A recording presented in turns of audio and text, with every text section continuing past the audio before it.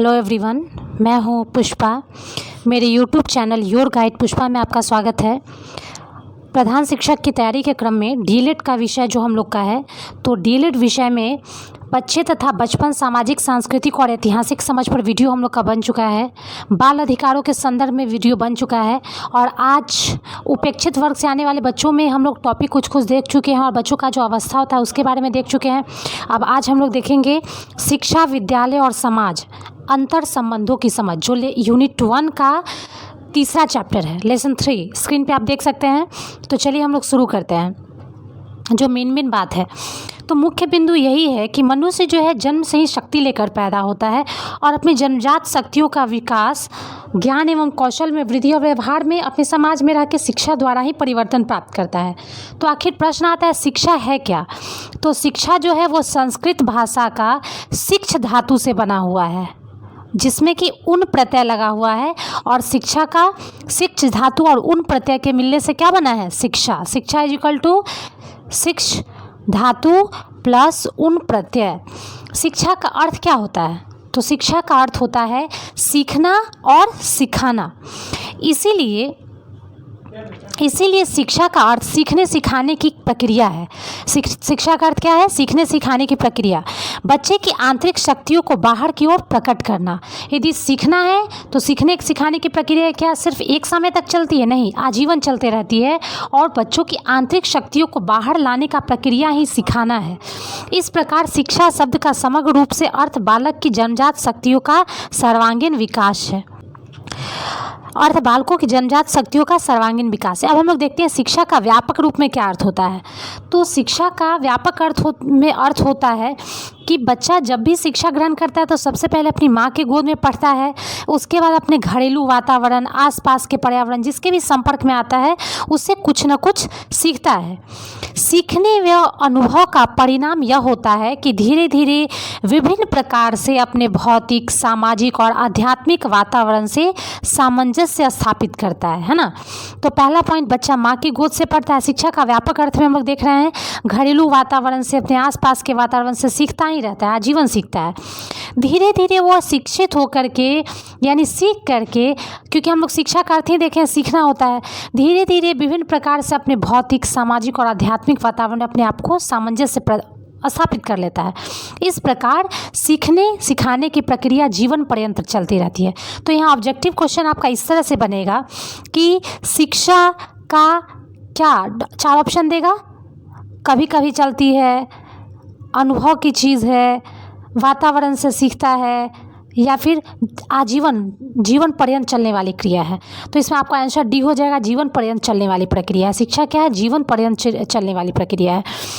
यदि व्यापक अर्थ में कहा जाए तो शिक्षा सदैव चलने वाली व सोद्देश्य यानी सामाजिक प्रक्रिया है। शिक्षा एक सामाजिक प्रक्रिया है जो कि एक अच्छे उद्देश्य का सोद्देश्य के साथ चलती रहती है, जिसके द्वारा मनुष्य की जन्मजात शक्तियों का विकास, उसके ज्ञान एवं कला में वृद्धि एवं व्यवहार में परिवर्तन होता है। शिक्षा प्राप्त करके क्या होता है? व्यक्ति का ज्ञान वृद्धि होता है, कला और कौशल में वृद्धि होती है, उसके व्यवहार में परिवर्तन आता है, वह एक सभ्य, सुसंस्कृत एवं योग्य नागरिक बनता है शिक्षा प्राप्त करते। इसीलिए शिक्षा के द्वारा व्यक्ति एवं समाज दोनों निरंतर विकास करते हैं। हम लोग देख रहे हैं कि हम लोग का आज का टॉपिक ही है शिक्षा, विद्यालय और समाज, अंतर संबंध का समझ हम लोग को चर्चा करना है। तो अभी हम लोग शिक्षा का चर्चा कर रहे हैं, अगले वीडियो में विद्यालय और फिर नेक्स्ट में समाज देखेंगे। तो अभी हम सिर्फ शिक्षा पे आज हम लोग का चर्चा रहेगा। इसके मध्य में, शिक्षा के मध्य में विभिन्न जो परिभाषाएं दी गई है उसको समझते हैं। स्वामी विवेकानंद का कहना है, मनुष्य की अंतर्निहित पूर्णता को अभिव्यक्त करना ही शिक्षा है। स्वामी विवेकानंद ने क्या कहा है? यदि व्यक्ति में, किसी व्यक्ति में अंतर्निहित है ना, अंतर्निहित पूर्णता को अभिव्यक्त करना ही शिक्षा है। उसके अंदर जो भी समाहित है, यदि वो अपने आप को एक्सप्रेस कर पा रहा है, अभिव्यक्त कर पा रहा है, वही उसका शिक्षा हो गया। चाहे वो किसी गुण को सीखने में हो, कला को सीखने में हो, किसी चीज़ में निपुणता हो, तो यदि वो अपने आप को अभिव्यक्त कर पा रहा है तो वो शिक्षित है। अगर नहीं अभिव्यक्त कर रहा है तो फिर उस ज्ञान का कोई महत्व भी नहीं रह जाता है। ये स्वामी विवेकानंद का कहना था। उसी तरह से यूनानी दार्शनिक प्लेटो, जैसे प्लेटो से क्वेश्चन क्या हो सकता है? प्लेटो कहाँ के दार्शनिक रहे हैं या कहाँ के शिक्षण शास्त्री रहे हैं? तो आपको ऑप्शन दे देगा रूस, अमेरिका, जर्मनी, यूनान। तो आंसर आपको यूनान लगाना होगा। कहाँ के दार्शनिक थे प्लेटो? यूनान। अगला क्वेश्चन, प्लेटो ने क्या कहा था इसके बारे में देखते हैं। शिक्षा का कार्य मनुष्य के शरीर और आत्मा को पूर्णता प्रदान करता है। शिक्षा क्या है? शरीर को और आत्मा दोनों को पूर्णता प्रदान करता है जिसके वह योग्य है ना। तो स्वामी विवेकानंद कहते हैं अंतर्निहित पूर्णता को अभिव्यक्त करना शिक्षा है। प्लेटो कहते हैं मनुष्य के शरीर और आत्मा को पूर्णता प्रदान करना जिसकी योग्य है वो है। अगला देखते हैं हम लोग, अरस्तु के अनुसार, अरस्तु महोदय का कहना था स्वस्थ शरीर में स्वस्थ मस्तिष्क का सृजन ही शिक्षा है। व्यक्ति का शरीर स्वस्थ हो और स्वस्थ मस्तिष्क का यदि है तो वो शिक्षा का सृजन कर लेता है। महात्मा गांधी के अनुसार से शिक्षा से मेरा तात्पर्य उस प्रक्रिया से है जो बालक व मनुष्य के शरीर तथा आत्मा के सर्वोत्कृष्ट रूपों में प्रस्फुटित कर दे, है ना। अब देखिए यहाँ पे 2 वर्ड आ रहा है, शरीर तथा आत्मा के सर्वोत्कृष्ट रूपों में प्रस्फुटित कर दे। शरीर और आत्मा के बारे में ही प्लेटो ने भी कहा था, और लेकिन वो क्या कहते कि पूर्णता को पूर्णता कर दे, पूर्ण कर दे, और ये कर रहे प्रस्फुटित कर दे। वर्ड में दोनों में डिफरेंस आ रहा है। शरीर तथा आत्मा के सर्वोत्कृष्ट रूपों में प्रस्फुटित कर दे, महात्मा गांधी का कहना है शिक्षा के संबंध में। अब आज के वर्तमान शिक्षा प्रणाली पे हम लोग चलते हैं तो देखते हैं। आज की शिक्षा प्रक्रिया में केवल अध्यापक ही क्रियाशील नहीं सक्रिय नहीं रहता किंतु बालक भी सक्रियता में भाग लेता है। शिक्षा एक गतिशील प्रक्रिया है, क्योंकि हम लोग पढ़ ले जब से आदमी जन्म लेता है, जन्म के साथ आजीवन वो प्रयत्नशील रहता है, सीखता ही रहता है, गतिशील रहता है। और शिक्षा और समाज का साथ साथ चलना आवश्यक है। जब जब समाज में परिवर्तन होता है तब तक शिक्षा में परिवर्तन होना आवश्यक है। समाज को अच्छे से अच्छा बनाना शिक्षा का दायित्व है, इसीलिए शिक्षा को गतिशील प्रक्रिया कहा गया है। जॉन डीवी महोदय का कहना है शिक्षा एक त्रिमुखी प्रक्रिया है। ध्यान देंगे किसने कहा था, अलग अलग नाम दे देगा, किसने कहा था शिक्षा एक त्रिमुखी प्रक्रिया है। जैसे A John Dewey, B Crow and Crow, 3 Powell, 4th किन्हीं अलग का नाम दे देगा। और इस तरह से आपसे पूछा जाएगा कि त्रिमुखी प्रक्रिया किसने शिक्षा को माना है, तो जॉन डीवी महोदय ने। उनका कहना है कि शिक्षा में शिक्षक और शिक्षार्थी के अलावा एक तीसरी चीज़ है, वह है पाठ्य पुस्तक। जॉन डीवी का महोदय का कि शिक्षा त्रिमुखी प्रक्रिया है जिसमें शिक्षक, शिक्षार्थी और पाठ्य वस्तु होता है। अगला, शिक्षा तीनों तत्वों के पारस्परिक अंतःक्रिया निहित है। एडम्स महोदय का कहना देखते हैं। एडम्स महोदय ने शिक्षा का द्विध्रुवीय, जहाँ जॉन डीवी त्रिध्रुवीय मान रहे हैं, त्रिमुखी मान रहे हैं, वही एडम्स महोदय द्विध्रुवीय मान रहे हैं। और उनका कहना है जिसमें एक ध्रुव पर सीखने वाला और दूसरे ध्रुव पर सिखाने वाला। सीखने वाला कौन है? शिक्षार्थी, और दूसरे ध्रुव पर जो सिखाने वाला है वो है शिक्षक। तो इन दोनों ध्रुवों से मिलकर एडम्स महोदय ने कहा शिक्षा बना हुआ है, द्विध्रुवीय प्रक्रिया है। वहीं प्रोफेसर जॉन डीवी ने भी स्वीकार किया था, है ना। प्रोफेसर जॉन डीवी का कहना था कि त्रिमुखी है, यानी शिक्षक, शिक्षार्थी और पाठ्य वस्तु।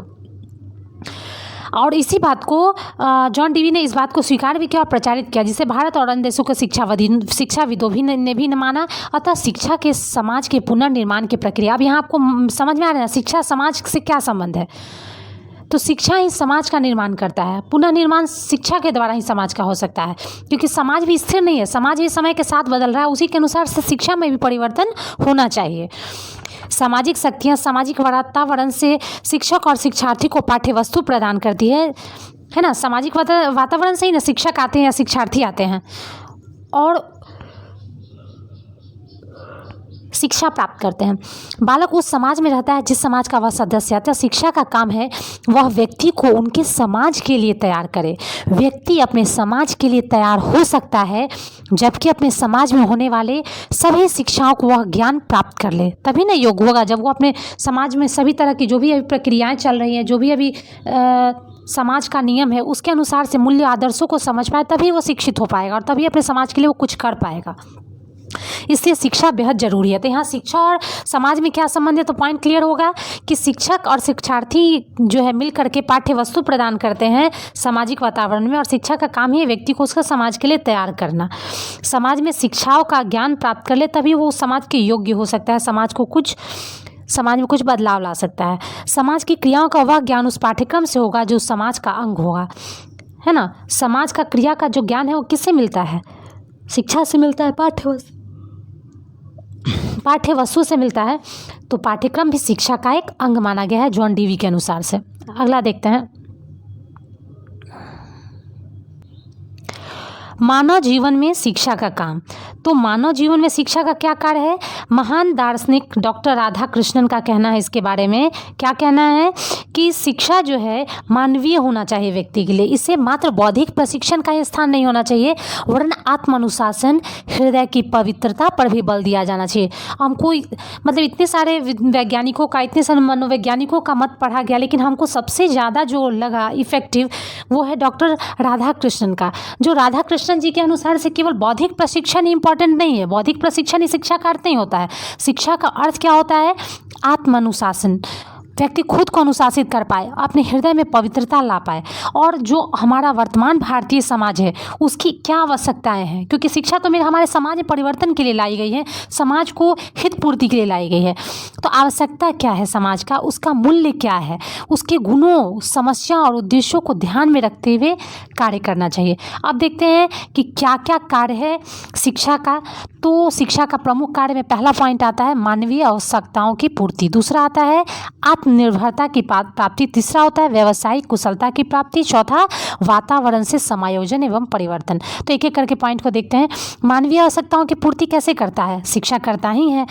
जीवन की समस्याओं को किस प्रकार से हल किया जाए यह कौन बताता है? यदि व्यक्ति शिक्षित है, दूसरे पुस्तकों को पढ़ा है, जानता है, समझता है, अलग अलग लोगों को उस नक्शे कदम पर चलता है, तो समझता है कि इस रास्ते से चलने गलत है, इससे चलना सही रहेगा। तो आधुनिक सभ्य समाज का गंभीर ध्यान इसी बात में लगा हुआ है।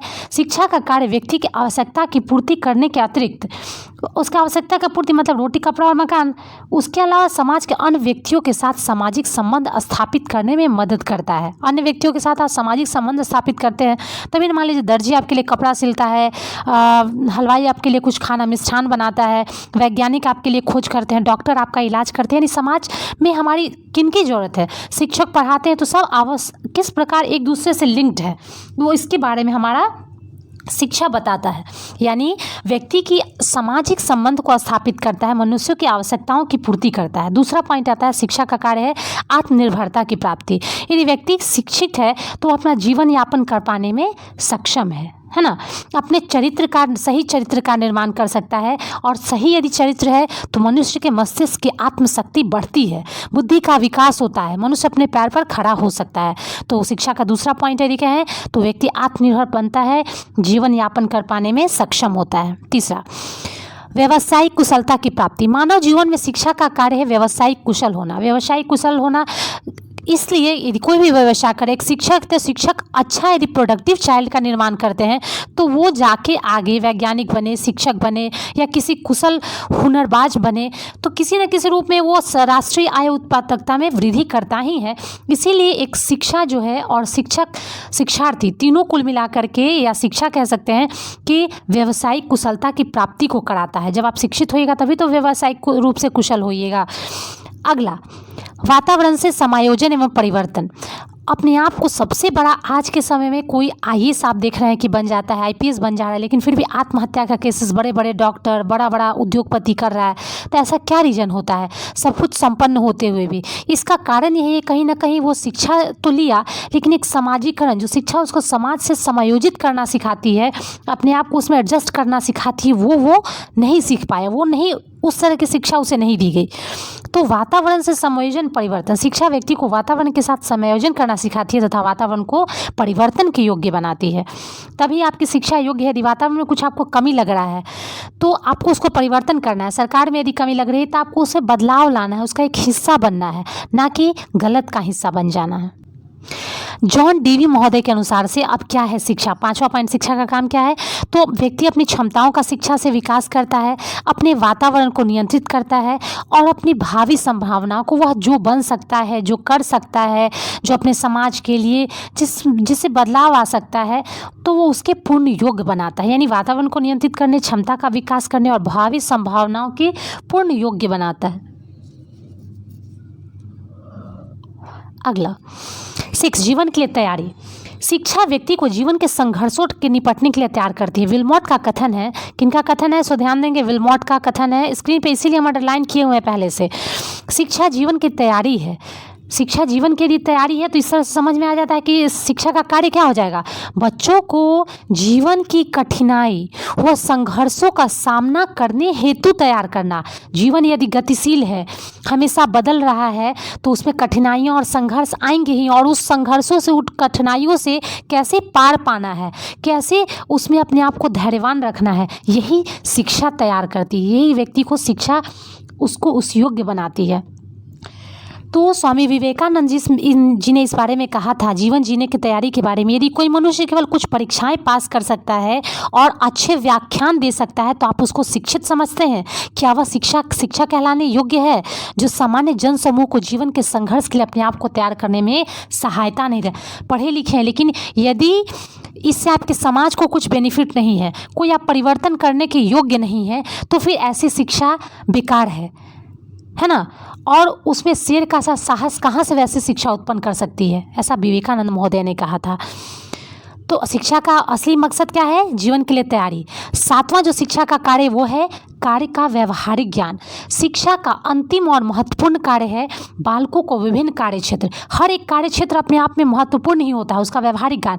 जैसे एक कुशल जूता सीने वाला जो है, उसका ज्ञान सब व्यक्ति को नहीं हो सकता है, वरना हर व्यक्ति अपना घर में ही जूता सिल लेता, हर व्यक्ति घर में ही दर्जी बन जाता, हर व्यक्ति घर में ही मिठाई बना के हलवाई बन जाता, हर व्यक्ति शिक्षक ही बन जाता, हर व्यक्ति डॉक्टर ही बन जाता, और हर व्यक्ति घर बनाने वाला इंजीनियर ही बन जाता। लेकिन ऐसा नहीं है, क्योंकि हर एक व्यक्ति में कुछ विशेष गुण होता है, और उस गुण को थोड़ा थोड़ा सब में होना चाहिए, लेकिन विभिन्न कार्य क्षेत्र का व्यवहारिक ज्ञान उसके पास होना ही चाहिए। और शिक्षा व्यवस्था में सिद्धांत पर आवश्यकता से अधिक बल दिया जाता है अभी तक हमारे देश में, लेकिन व्यक्ति को इस योग शिक्षा का मकसद होना चाहिए कि किसी भी कार्य क्षेत्र का व्यवहारिक ज्ञान उसे प्राप्त हो। और यदि बालक ऐसा नहीं कर पाता है, तो क्या वो सही शिक्षित है, कहना मुश्किल है। अंततः हम कह सकते हैं कि सब मानव जीवन में शिक्षा का कार्य समाज के सदस्यों की उन सब शक्तियों, क्षमताओं व गुणों का विकास करना है जो उनमें है, जिससे कि वे निर्दिष्ट लक्ष्य की ओर बढ़ सके। यानी शिक्षा का अर्थ कुल मिलाकर क्या है? बच्चे की शक्ति, क्षमता व गुणों का विकास करना, है ना। अपने आप को समाज में एडजस्ट कर पाए, व्यवहारिक ज्ञान हो, अपना जीविकोपार्जन कर सके। तो आज का हम लोग का जो यूनिट फर्स्ट का जो लेसन 3 था, शिक्षा, विद्यालय और समाज अंतर संबंधों की समझ का पहला जो ब्लॉक है शिक्षा और समाज के बीच संबंध, इस पर हम चर्चा कर दिए हैं। ये कि प्रधान शिक्षक के लिए डीएलएड का हिस्सा है, तो इसको अच्छे से एक बार आप वीडियो को देख लें। वीडियो यदि आपको पसंद आ रहा है तो लाइक करें, सब्सक्राइब करें और शेयर भी करें अपने दोस्तों, मित्रों और शिक्षकों के साथ, ताकि ज़्यादा से ज़्यादा मैं भी मोटिवेट हो सकूं और मुझे भी ऐसा करके खुशी प्राप्त हो। चलिए मिलते हैं नेक्स्ट वीडियो में, इसी का पार्ट 2 शिक्षा, विद्यालय और समाज में। विद्यालय के बारे में हम लोग अगले टॉपिक में पढ़ेंगे। नेक्स्ट वीडियो में मिलते हैं। Thank you.